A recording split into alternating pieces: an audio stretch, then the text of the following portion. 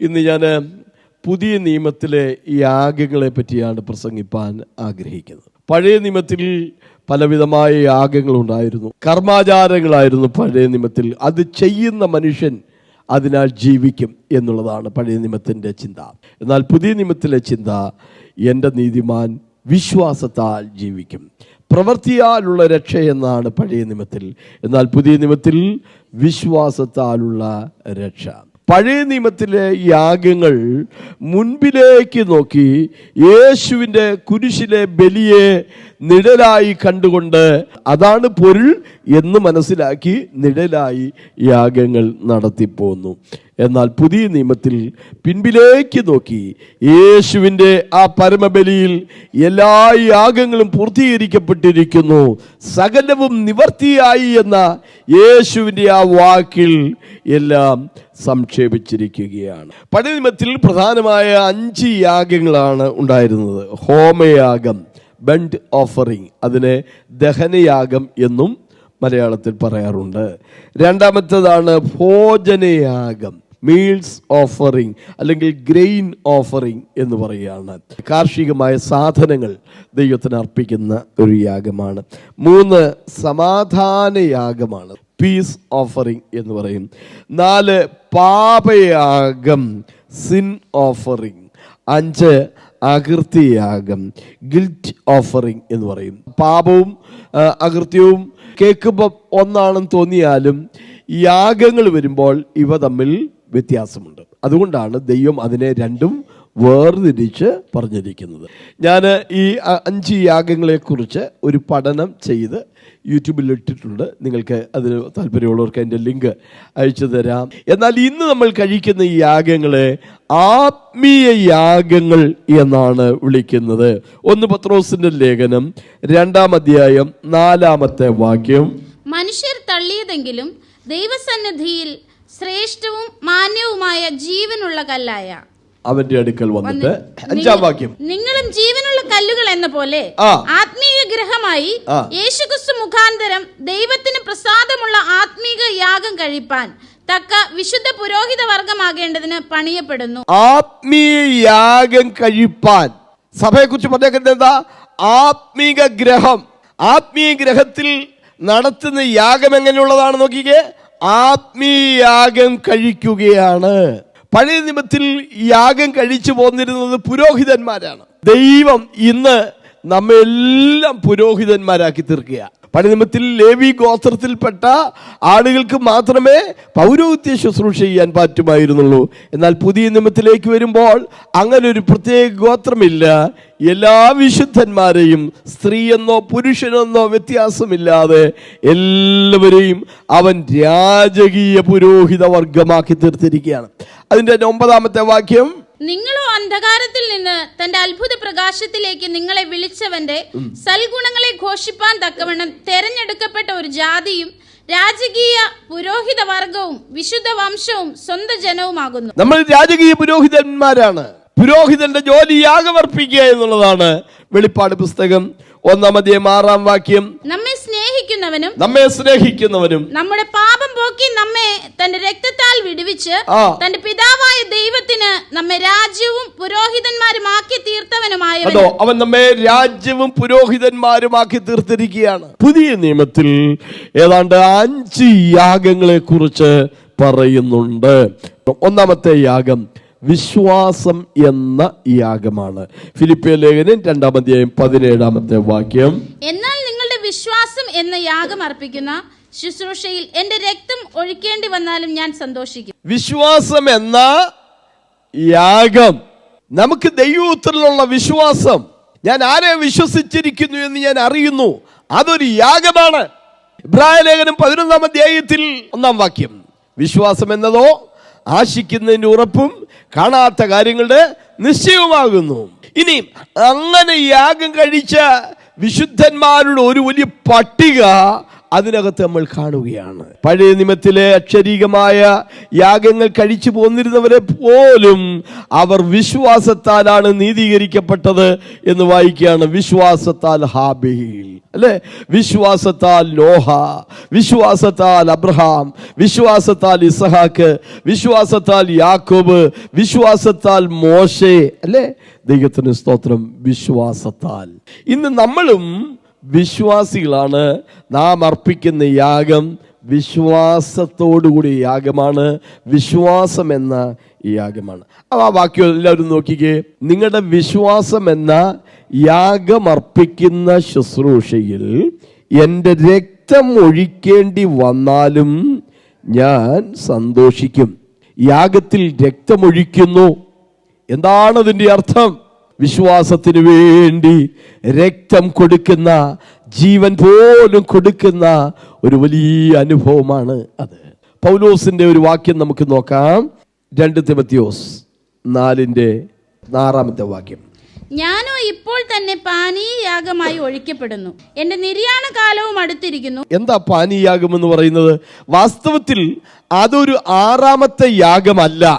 പിന്നെ ദഹനയാഗത്തോട് കൂടെ ചില പാനീയങ്ങളും ചേർക്കുമായിരുന്നു. ആ സന്ദർഭത്തിൽ അത് സൗരഭ്യവാസനയാഗമായി മാറും. വായിക്കാം. പുറപ്പാട് പുസ്തകം 29 40-41 വാക്യങ്ങൾ. ഇടിച്ചെടുത്ത കാൽഹീൻ എണ്ണ പകർന്നിരിക്കുന്ന ഒരു ഇടങ്ങഴി നേരിയ മാവും പാനീയയാഗമായി കാൽഹീൻ വീഞ്ഞും ആട്ടിൻകുട്ടിയോട് കൂടെ അർപ്പിക്കണം.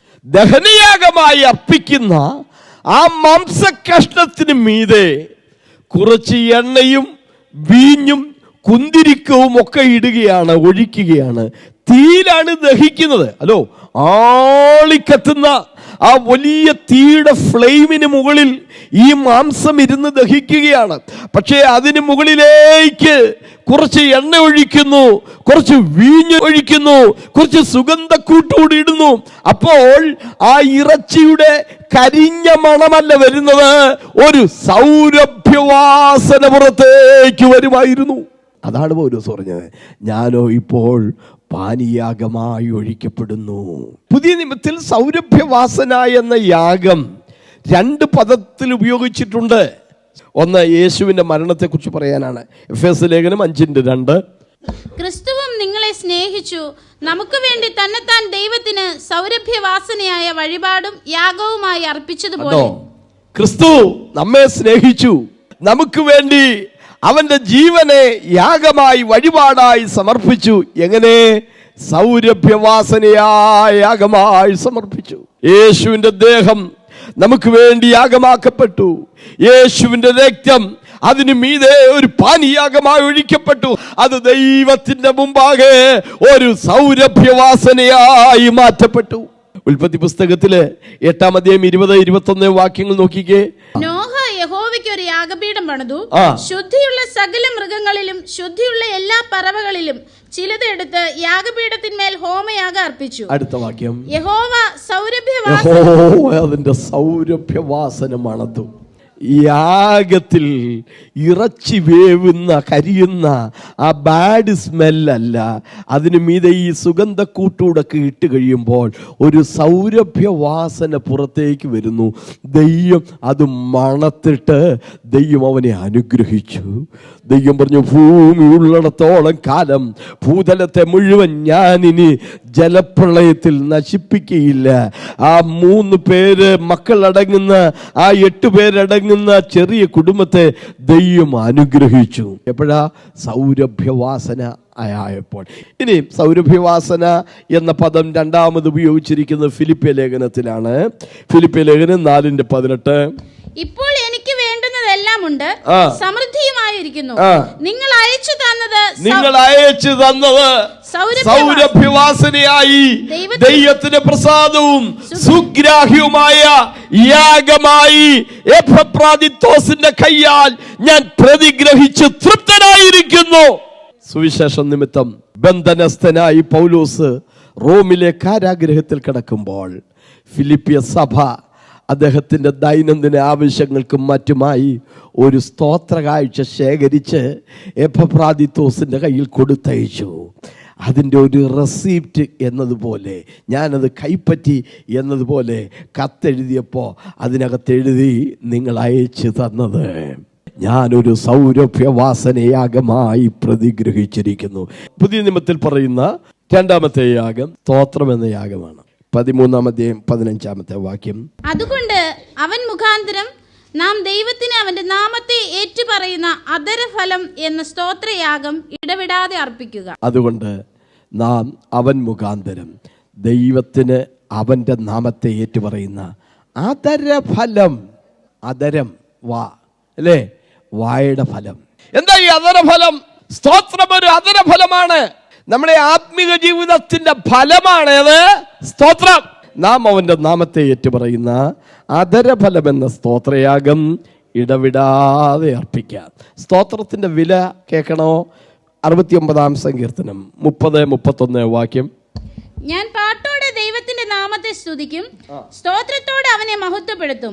അത് യഹോവയ്ക്ക് കാളയെക്കാളും കൊമ്പും കുളമ്പുമുള്ള മൂരിയേക്കാളും പ്രസാദകരമാകും. പഴയ നിയമത്തിൽ ദൈവം പല പ്രാവശ്യം പറയുന്നുണ്ട്, എനിക്ക് വിശന്നാൽ ഞാൻ നിന്നോട് പറയുമോ, ഞാൻ കാളകളുടെ മാംസം തിന്നുമോ, കോലാറ്റു കൊറ്റന്മാരുടെ രക്തം കുടിക്കുമോ?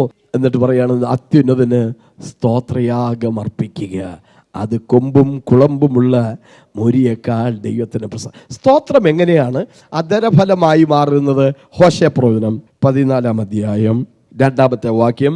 നിങ്ങൾ അനുതാപവാക്യങ്ങളോടുകൂടെ യഹോവയുടെ അടുക്കൽ മടങ്ങിച്ചെന്ന അവനോട് സകല അകൃത്യത്തെയും ക്ഷമിച്ച് ഞങ്ങളെ കൃപയോടെ കൈക്കൊള്ളണമേ. അടുത്തത്, എന്നാൽ ഞങ്ങൾ ഞങ്ങളുടെ ആദരാർപ്പണമായ കാളകളെ അർപ്പിക്കും. കൊമ്പും കുളമ്പുമുള്ള കാളയേക്കാൾ ദൈവത്തിന് പ്രസാദമാണ്. ദൈവമേ, ഞങ്ങളുടെ അകൃത്യങ്ങൾ ക്ഷമിക്കണമേ, ഞങ്ങളെ കൃപയോടെ കൈക്കൊള്ളണമേ. അങ്ങനെയായാൽ ഞങ്ങളുടെ ആദരാർപ്പണങ്ങളാകുന്ന കാളകളെ ഞങ്ങൾ അർപ്പിക്കും. 50-ാം സങ്കീർത്തനത്തിലാണ് നമ്മൾ അത് വായിക്കുന്നത്. 23-ാമത്തെ വാക്യം. സ്തോത്രം എന്ന യാഗം അർപ്പിക്കുന്നവൻ എന്നെ മഹത്വപ്പെടുത്തുന്നു. സ്തോത്രം എന്ന യാഗം അർപ്പിക്കുന്നവൻ എന്നെ മഹത്വപ്പെടുത്തുന്നു. 50-ാം സങ്കീർത്തനം തന്നെ മുകളിലുള്ള 2 വാക്യങ്ങൾ നോക്കിയാട്ടെ. 8-ാമത്തെ വാക്യം. നിന്റെ ഹനനയാഗങ്ങളെ കുറിച്ച് ഞാൻ നിന്നെ ശാസിക്കുന്നില്ല, നിന്റെ ഹോമയാഗങ്ങൾ എപ്പോഴും എന്റെ മുമ്പാകെ ഇരിക്കുന്നു. 14-ാമത്തെ വാക്യം. ദൈവത്തിന് സ്തോത്രയാഗം അർപ്പിക്കുക, അത്യുന്നതന് നിന്റെ നേർച്ചകളെ കഴിക്കുക. സ്തോത്രത്തിന്റെ വില വേദപുസ്തകത്തിലെ ചില കാര്യങ്ങൾ ഞാൻ വായിച്ചു കേൾപ്പിക്കാം. യെശയ്യാപ്രവചനം 12-ാം അധ്യായത്തിന്റെ 1-ാമത്തെ വാക്യം 4-ാമത്തെ വാക്യവും. അന്നാളിൽ നീ പറയുന്നത് എന്തെന്നാൽ, യഹോവേ, നീ എന്നോട് കോപിച്ച് നിന്റെ കോപം മാറി നീ എന്നെ ആശ്വസിപ്പിച്ചിരിക്കയാൽ ഞാൻ നിനക്ക് സ്തോത്രം ചെയ്യുന്നു. ഹോശേപ്രവചനത്തിൽ എന്തല്ലേ അതല്ലേ വായിച്ചത്? ദൈവമേ, ഞങ്ങളോടുള്ള കോപം മതിയാക്കണമേ, കരുണയോടെ ഞങ്ങളെ കൈക്കൊള്ളണമേ, എന്നാൽ ഞങ്ങൾ നിനക്ക് സ്തോത്രം ചെയ്യും. ഭക്തന്മാരൊക്കെ അവരുടെ ജീവിതത്തിലെ പ്രതിസന്ധികളുടെ നടുവിൽ അവർ സ്തോത്രം പറഞ്ഞാണ് രക്ഷ പ്രാപിച്ചിട്ടുള്ളത്. ദാനിയേൽ പ്രവചനം 6-ാം അധ്യായം 10-ാം വാക്യം. എന്നാൽ രേഖ എഴുതിയിരിക്കുന്നു എന്ന് ദാനിയേൽ അറിഞ്ഞപ്പോൾ അവൻ വീട്ടിൽ ചെന്നു. അവന്റെ മാളിക മുറിയുടെ കിളിവാതിൽ യെരൂശലേമിന് നേരെ തുറന്നിരുന്നു. താൻ മുമ്പേ ചെയ്തു വന്നതുപോലെ ദിവസം 3 പ്രാവശ്യം മുട്ടുകുത്തി തന്റെ ദൈവത്തിന്റെ സന്നിധിയിൽ പ്രാർത്ഥിച്ച് സ്തോത്രം ചെയ്യുന്നു. വിശന്നു കിടക്കുന്ന സിംഹങ്ങളുടെ നടുവിലേക്ക് ദാനിയേലിനെ വലിച്ചെറിയാൻ വേണ്ടി രേഖ എഴുതിയിരിക്കുകയാണ്. പക്ഷെ രേഖ തനിക്കെതിരായി എഴുതിയിരിക്കുന്നു എന്ന് അറിഞ്ഞപ്പോൾ താൻ എന്താ ചെയ്തത്?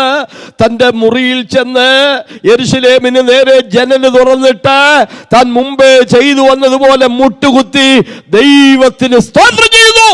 സ്തോത്രത്തിന്റെ വില എന്തായിരുന്നു? ആ സിംഹക്കുഴിയിൽ വീണെങ്കിലും ദൈവം തന്റെ ദൂതനെ അയച്ചവനെ വിടുവിച്ചു. ഇന്ന് പകലിൽ ദൈവത്തിന്റെ പൈതലെ, സ്തോത്രത്തിന്റെ വില എത്ര വലുതാണെന്ന് നിനക്കറിയാമോ? ദൈവം സിംഹങ്ങളുടെ വായടച്ചു കളയും. സിംഹങ്ങളെ എനിക്ക് കേടുവരുത്താതിരിക്കേണ്ടതിന് ദൈവം തന്റെ ദൂതനെ അയച്ച് അവയുടെ വായടച്ചു കളഞ്ഞു. സ്തോത്രത്തിന്റെ വിലയാണതൊക്കെ. പഴനിമത്തിൽ യഹോശാഫാത്ത് രാജാവിന് നേരെ അമ്മോന്യർ, മോവാബ്യർ, മെയൂന്യരിൽ ചിലർ, 3 രാഷ്ട്രത്തിന്റെ ശക്തികൾ ഒന്നിച്ച് യഹൂദ്യ എന്ന് പറയുന്ന കേവലം 2 ഗോത്രങ്ങൾ മാത്രമുള്ള ചെറിയ രാജ്യത്തിന് നേരെ യുദ്ധത്തിന് വന്നു. യഹോശാഫാത്ത് എന്ത് ചെയ്തു എന്ന തിരുവെഴുത്തിൽ വായിക്കുന്നത് 2 ദിനവൃത്താന്ത പുസ്തകം 20-ാം അധ്യായം 21-26 വാക്യങ്ങൾ. പിന്നെ അവൻ ജനത്തോട് ആലോചിച്ചിട്ട് വിശുദ്ധാലങ്കാരം ധരിച്ച് സൈന്യത്തിന് മുമ്പിൽ നടന്നുകൊണ്ട് വാഴ്ത്തുവാനും യഹോവയെ സ്തുതിപ്പീൻ, അവന്റെ ദയ എന്നേക്കുമുള്ളതല്ലോ എന്ന് ചൊല്ലുവാനും യഹോവയ്ക്ക് സംഗീതക്കാരെ നിയമിച്ചു. ഇനി അടുത്ത വാക്യം. 4-ാം ദിവസം അവർ ബെരാഖ താഴ്വരയിൽ ഒന്നിച്ചുകൂടി. അവർ അവിടെ യഹോവയ്ക്ക് സ്തോത്രം ചെയ്തുകൊണ്ട് എന്താ ചെയ്തേ? യഹോവയ്ക്ക് സ്തോത്രം ചെയ്തു. എന്ത് സംഭവിച്ചെന്നറിയാമോ? യഹോവയ്ക്ക് സ്തോത്രം ചെയ്തു. യഹോവ നല്ലവനല്ലോ, അവന്റെ ദയ എന്നേക്കുമുള്ളതെന്ന് പാടി സ്തുതിച്ചു തുടങ്ങിയപ്പോൾ ദൈവ ശത്രുക്കൾക്ക് നേരെ പതിയിരിപ്പുകാരെ വരുത്തി. ആ പതിയിരിപ്പുകാരുടെ മുമ്പിൽ ഈ ശത്രുക്കൾ തോറ്റുപോയി. ദൈവം അത്ഭുതകരമായ വിജയം നൽകി. ഇനി സ്വർഗത്തിൽ ചെന്നാലും അവിടെ പ്രസംഗമില്ല.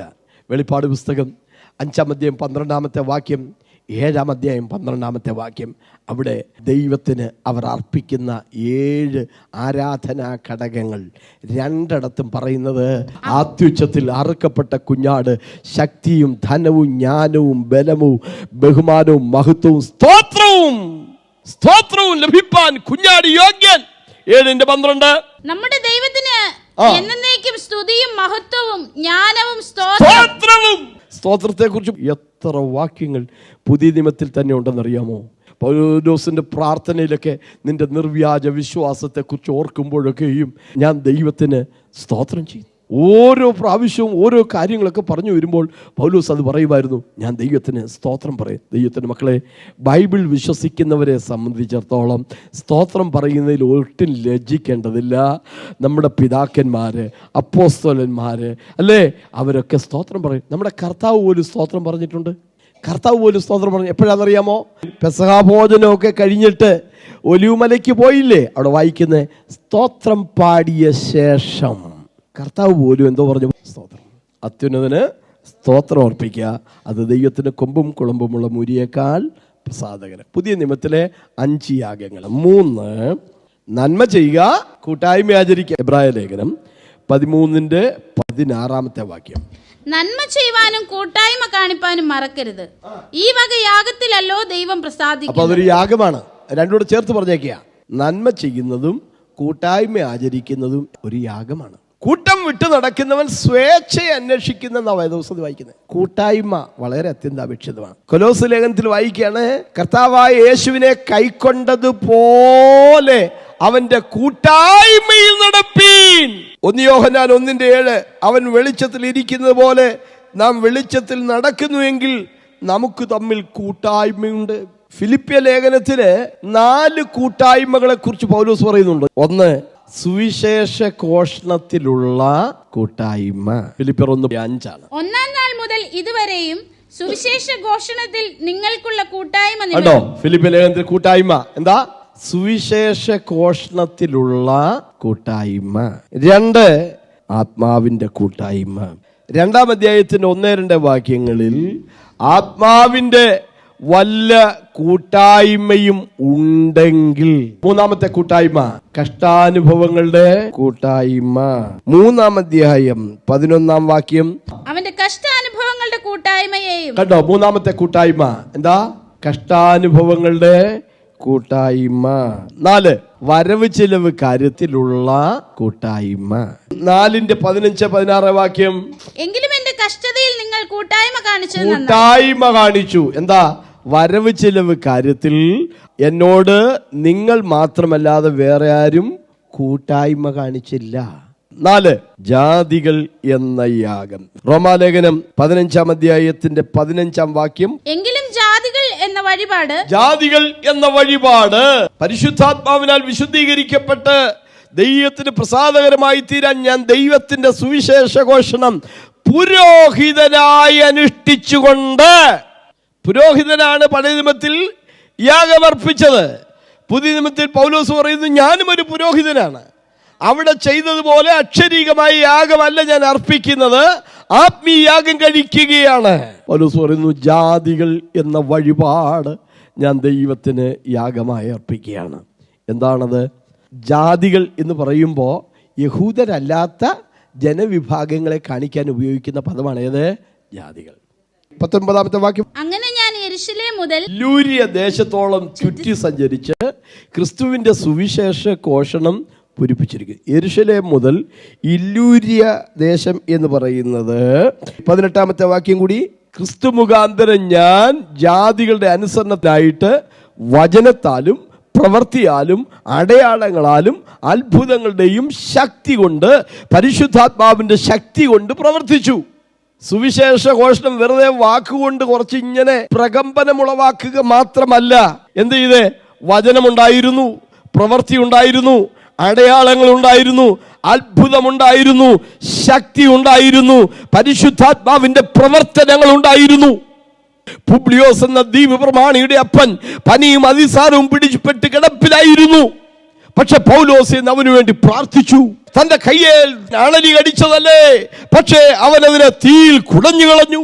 റൂമാല് കൊണ്ടിട്ടപ്പോൾ രോഗികൾ സൗഖ്യമായി. ലുസ്ത്രയിൽ വെച്ച് ജന്മനാ മുടന്തനെ സുഖപ്പെടുത്തി. കേവലം അതരചർവണം മാത്രമായിരുന്നില്ല, ഞങ്ങളുടെ വചനം കേവലം വചനമായി മാത്രമല്ല, ശക്തിയുടെയും സ്നേഹത്തിന്റെയും ആത്മാവിന്റെയും പ്രദർശനങ്ങളായിരുന്നു. പഴയ നിയമത്തെ കർത്താവ് മൂന്നായിട്ട് തിരിച്ചു. മോശയുടെ ന്യായപ്രമാണം, പ്രവാചക ഗ്രന്ഥങ്ങൾ, സങ്കീർത്തനങ്ങൾ. മൂന്നായിട്ട് കർത്താവ് പഴയ നിയമത്തെ വിഭജിച്ചു. എല്ലാ ജാതികളും രക്ഷിക്കപ്പെടണമെന്ന ആ ചിന്ത പറയാൻ പൗലോസും ഈ 3 ഡിവിഷനുകളിൽ നിന്നും ഉദ്ധരണികൾ എടുക്കുകയാണ്. റോമാലേഖനം 15:11 മറ്റൊരിടത്ത് ജാതികളെ അവന്റെ ജനത്തോട് ഉദ്ധരണി ചിഹ്നമാണ്.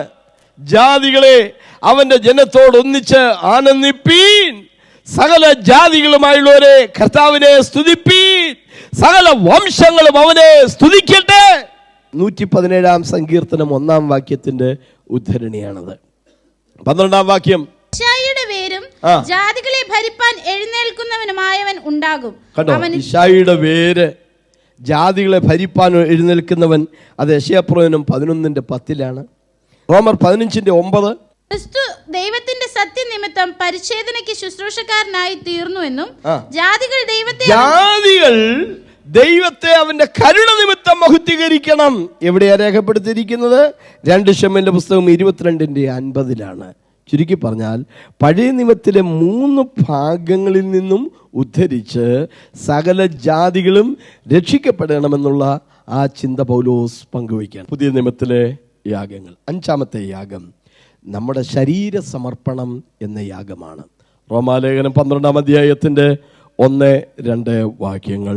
സഹോദരന്മാരെ, ദൈവത്തിന്റെ മനസ്സലിവ് ഓർപ്പിച്ച് നിങ്ങളെ പ്രബോധിപ്പിക്കുന്നത് നിങ്ങൾ ബുദ്ധിയുള്ള ആരാധനയായി നിങ്ങളുടെ ശരീരങ്ങളെ ജീവനും വിശുദ്ധിയും ദൈവത്തിന് പ്രസാദവുമുള്ള യാഗമായി സമർപ്പിക്കും. റോമാലേഖനത്തില് ഈ സമർപ്പിപ്പീൻ എന്നുള്ള പദം പല പ്രാവശ്യം നമുക്ക് കാണുവാൻ കഴിയും.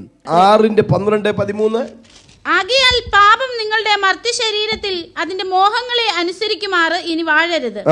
നിങ്ങളുടെ അവയവങ്ങളെ അനീതിയുടെ ആയുധങ്ങളായി സമർപ്പിക്കുകയുമരുത്. 8:13 നിങ്ങൾ ജഡത്തെ അനുസരിച്ച് ജീവിക്കുന്നുവെങ്കിൽ മരിക്കും നിശ്ചയം. ആത്മാവിനാൽ ശരീരത്തിന്റെ പ്രവർത്തികളെ മരിപ്പിക്കുന്നു എങ്കിലോ ജീവിക്കും. യാഗത്തിന്റെ 2 പദപ്രയോഗങ്ങൾ പൗലോസ് ഇവിടെ പറയുകയാണ്. റോമാലേഖനം 12-ാം അധ്യായത്തിന്റെ 1-2 വാക്യങ്ങളിൽ യാഗവുമായി ബന്ധപ്പെട്ട 2 പദങ്ങൾ. 1-ാമത്തെ പദം നിങ്ങളുടെ ശരീരങ്ങളെ യാഗമായി സമർപ്പിപ്പീൻ. 2-ാം വാക്യത്തിന്റെ അവസാന ഭാഗം മനസ്സ് പുതുക്കി രൂപാന്തരപ്പെടുവീൻ. 2 പദങ്ങൾ. എന്തുകൊണ്ട് ശരീരത്തെ യാഗമായി സമർപ്പിക്കണം? രക്ഷിക്കപ്പെട്ട ദൈവമക്കളുടെ ശരീരം നമ്മുടേതല്ല, ദൈവത്തിൻ്റെതാണ്. നിങ്ങളുടെ ശരീരം അത് ദൈവത്തിന്റെ മന്ദിരമാണ്. 1 കൊരിന്ത്യർ ലേഖനം 3-ാം അധ്യായം 16-17 വാക്യം, ദൈവത്തിന്റെ ആത്മാവ് നിങ്ങളിൽ വസിക്കുന്നു എന്നും ദൈവത്തിന്റെ മന്ദിരമെന്നും നിങ്ങൾ അറിയുന്നില്ലയോ? ദൈവത്തിന്റെ മന്ദിരത്തെ നശിപ്പിക്കുന്നവനെ ദൈവം നശിപ്പിക്കും. 2 മനസ്സിലാണ്. മനസ്സ് പുതുക്കണം, എന്നിട്ട് ആ മനസ്സിന് രൂപാന്തരം വരണം. റിന്യൂവൽ. എക്സ്പയർ ആയിപ്പോയാൽ എന്ത് ചെയ്യണം? റിന്യൂവൽ ചെയ്യണം. ട്രാൻസ്ഫോർമേഷൻ സംഭവിക്കണം, രൂപാന്തരം സംഭവിക്കണം. നിങ്ങളുടെ മനസ്സിന് രൂപാന്തരം. ശരീരത്തിന് സമർപ്പണം മതി, പക്ഷേ മനസ്സിന് സമർപ്പണം പോരാ, രൂപാന്തരം വേണം. റോമാലേഖനം 12-ാം അധ്യായത്തിൽ യാഗത്തിനുണ്ടായിരിക്കേണ്ടുന്ന 3 വ്യവസ്ഥകൾ പറയുന്നു. നിങ്ങളുടെ ശരീരങ്ങളെ ജീവനും വിശുദ്ധിയും ദൈവത്തിന് പ്രസാദമുള്ള യാഗമായി സമർപ്പിക്കണം. ഇത് മനസ്സിലാക്കാൻ ദൈവത്തിന് പ്രസാദകരമായി യാഗം അർപ്പിച്ച ഒരു മനുഷ്യനുണ്ട്. ആരാ? ഹാബേൽ. ഹാബേൽ അർപ്പിച്ച യാഗത്തിൽ ദൈവം പ്രസാദിച്ചു. ഇബ്രായ ലേഖനം 11:4. വിശ്വാസത്താൽ ഹാബേൽ ദൈവത്തിന് കായിന്റേതിലും ഉത്തമമായ യാഗം കഴിച്ചു. അവന്റെ യാഗത്തിന്റെ പേരെന്താ പറഞ്ഞേ? ഉത്തമമായ യാഗം, ദൈവത്തിന് പ്രസാദകരമായ യാഗം. അത് മനസ്സിലാക്കാൻ ഉൽപ്പത്തി 4:4 പോകണം. യാഗത്തിന്റെ പൗലോസ് ഇവിടെ പറയുന്ന 3 യോഗ്യതകളും അവിടെ ഉണ്ടായിരുന്നു. ഒന്ന്, റോമാലേഖനം 12-ാം അധ്യായത്തിൽ ഒരു യാഗത്തിനുണ്ടായിരിക്കണമെന്ന് പറയുന്ന 3 വ്യവസ്ഥകളും ഹാബേലിന്റെ യാഗത്തിനുണ്ടായിരുന്നു. ഒന്ന്, ജീവനുണ്ടായിരുന്നു. കയീൻ കൃഷിക്കാരനായിരുന്നു, അതുകൊണ്ട് കാർഷികോൽപ്പന്നങ്ങൾ കൊണ്ടുവച്ചു. വേണമെങ്കിൽ ഒരു വെച്ചുമാറ്റം നടത്തി അവൻ ആടിനെ കൊണ്ടുവരാമായിരുന്നെങ്കിലും അത്ര വലിയ മെനക്കേണ്ടൊന്നും എന്നെ കിട്ടത്തില്ല. ആർക്കോ വേണ്ടി അവനൊരു ചടങ്ങ് കാട്ടിക്കൂട്ടുക. പക്ഷെ ഹാബേലിന് മനസ്സിലായി കാർഷികോൽപ്പന്നമല്ല, ആടിനെ തന്നെ കൊണ്ടുപോകണം. എങ്ങനെ അവൻ അറിഞ്ഞത്? അവൻ്റെ അപ്പനും അമ്മയും തെറ്റ് ചെയ്തപ്പോൾ അവർക്ക് വേണ്ടി ദൈവം ഒരു മൃഗത്തിൻ്റെ തോല് വെച്ചാണ് വസ്ത്രമുണ്ടാക്കി കൊടുത്തത്. ആ മൃഗം കൊല്ലപ്പെടണം എങ്കിലേ തോലെടുക്കാൻ പറ്റുള്ളൂ. ആ കൊല്ലപ്പെട്ട മൃഗത്തിൻ്റെ പേര് ഉൽപ്പത്തിയിലില്ല. വെളിപ്പാട് 13:8 ലോകസ്ഥാപനം മുതൽ അറുക്കപ്പെട്ട കുഞ്ഞാട്. ഒരു കുഞ്ഞാടിനെയാണ് അവർക്ക് വേണ്ടി അറുത്തത് എന്ന് അതും ഹൗവയും പറഞ്ഞ് ഹാബേൽ അറിഞ്ഞിരിക്കാം. 2, കടിഞ്ഞൂലായിരിക്കണം. ഉൽപ്പത്തി പുസ്തകത്തിലെ വാക്യം നോക്കിക്കേ. ഹാബേലും ആട്ടിൻകൂട്ടത്തിലെ കടിഞ്ഞൂലിൽ നിന്ന്. എന്താ കടിഞ്ഞൂലിന്റെ പ്രത്യേകത? പുറപ്പാട് പുസ്തകം 13:2. മനുഷ്യരിലും മൃഗങ്ങളിലും കടിഞ്ഞൂലായി പിറക്കുന്നതിനെയൊക്കെയും എനിക്കായി ശുദ്ധീകരിക്കാം, അത് എനിക്കുള്ളതാകുന്നു എന്ന് കൽപ്പിച്ചു. കടിഞ്ഞൂല് അതിന്റെ 12-ാം വാക്യം. നിനക്ക് തരുമ്പോൾ കടിഞ്ഞൂലിനെയൊക്കെയും നിനക്കുള്ള മൃഗങ്ങളുടെ കടിഞ്ഞൂൽ പിറവിയൊക്കെയും നീ യഹോവയ്ക്കായി വേർതിരിക്കണം. കടിഞ്ഞൂലൊക്കെയും യഹോവയ്ക്ക് വേർതിരിക്കപ്പെട്ടത്. 15-ാം വാക്യം. ഫറവോൻ കഠിനപ്പെട്ട് ഞങ്ങളെ വിട്ടയക്കാതിരുന്നപ്പോൾ യഹോവ മിസ്രയീം ദേശത്ത് മനുഷ്യന്റെ കടിഞ്ഞൂൽ മുതൽ മൃഗത്തിന്റെ കടിഞ്ഞൂൽ വരെയുള്ള കടിഞ്ഞൂൽ പിറവിയൊക്കെയും കൊന്നുകളഞ്ഞു. അതുകൊണ്ട് കടിഞ്ഞൂലായ ആണിനെയൊക്കെയും ഞാൻ യഹോവയ്ക്ക് യാഗം അർപ്പിക്കും. യാഗത്തിന്റെ 3 യോഗ്യത. ഒന്ന്, യാഗത്തിന് ജീവൻ ഉണ്ടായിരിക്കണം. ആടിന് ജീവൻ ഉണ്ടായിരുന്നു. 2, കടിഞ്ഞൂലൊക്കെയും യഹോവയ്ക്ക് വിശുദ്ധം. ഹാബേൽ കൊണ്ടുവന്നത് കേവലമായ ഒരു ആടിനെ ആയിരുന്നില്ല, ഒരു കടിഞ്ഞൂൽ കുട്ടിയായിരുന്നു. 3, അത് മേധസ്സുള്ളതായിരുന്നു. എന്താ മേധസ്സിന്റെ പ്രത്യേകത?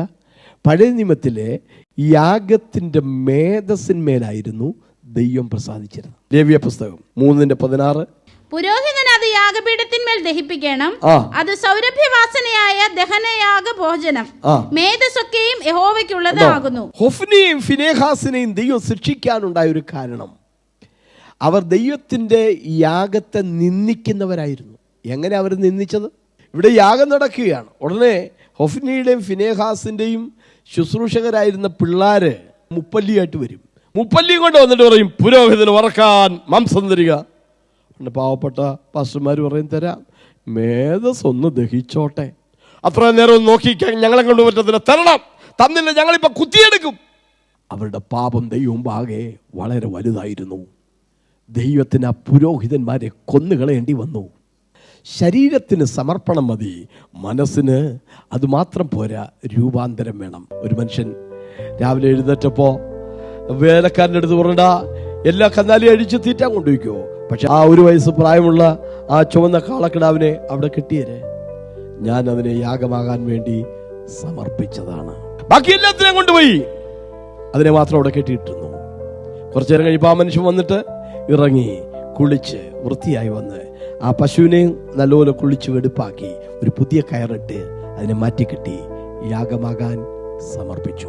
അതിനുശേഷം അദ്ദേഹം പോയി കുളിച്ച് വൃത്തിയായി വന്ന് ഈ കയറുമായിട്ട്, കാളയടിച്ച കയറുമായിട്ട് ആലയത്തിലേക്ക് പോയി.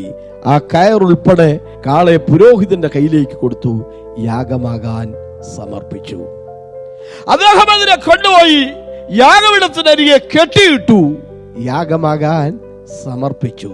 സമർപ്പണം പല പ്രാവശ്യം നടന്നു, രൂപാന്തരം നടന്നിട്ടില്ല. അത് കൊല്ലപ്പെട്ടിട്ടില്ല.